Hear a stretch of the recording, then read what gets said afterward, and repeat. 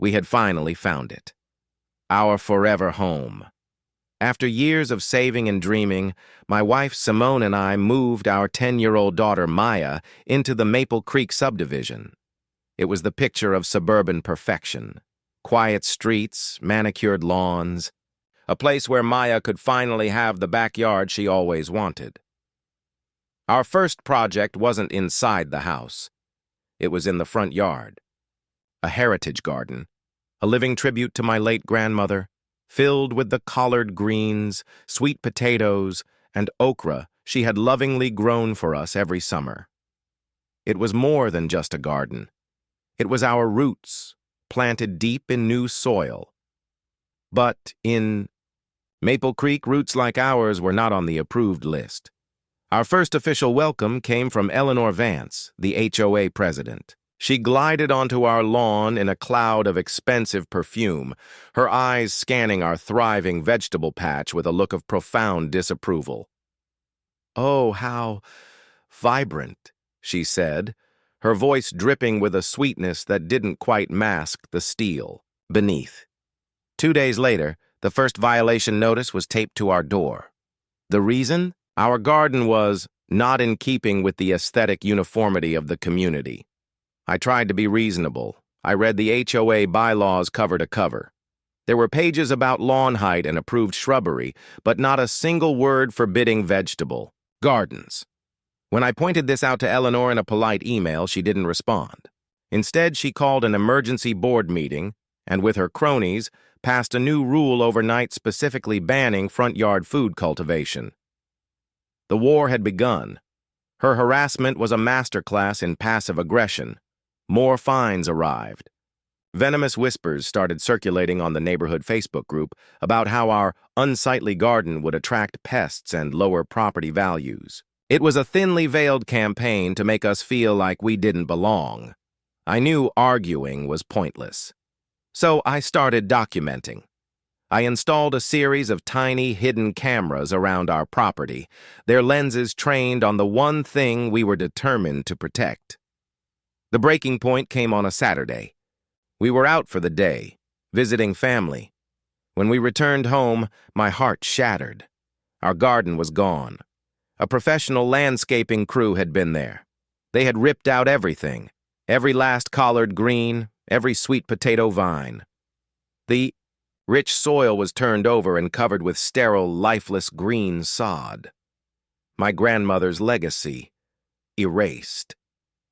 Maya stood on the sidewalk, silent tears streaming down her face. Eleanor had gone too far. She hadn't just destroyed our plants.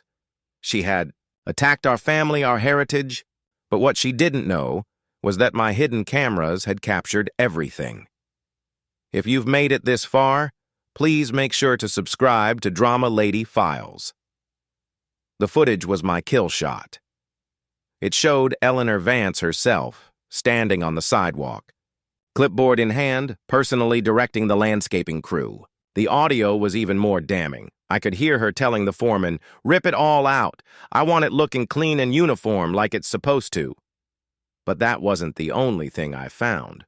While investigating the landscaping company, I discovered it was owned by her brother-in-law.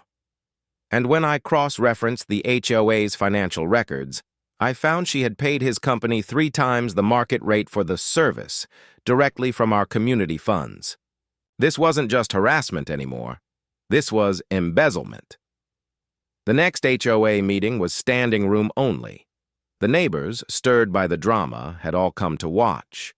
Eleanor stood at the podium, smug and victorious, ready to deliver a lecture on the importance of community standards.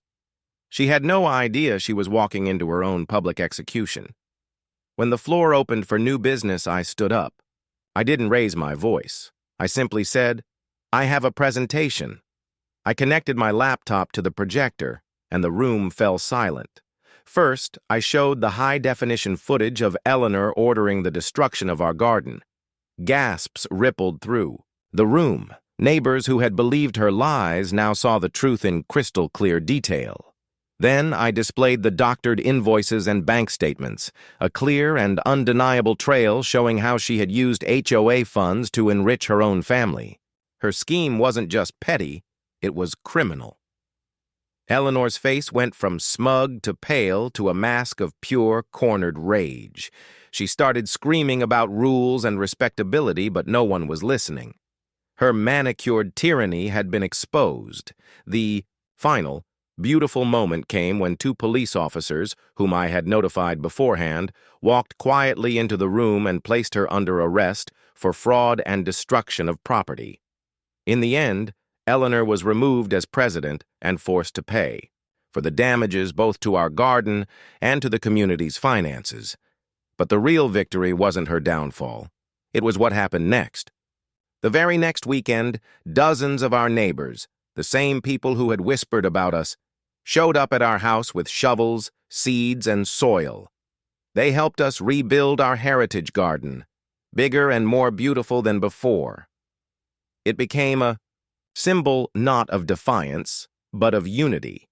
Our roots were finally, truly planted, not just in the soil, but in the heart of a community we had helped to heal. If you've made it this far, please make sure to subscribe to Drama Lady Files.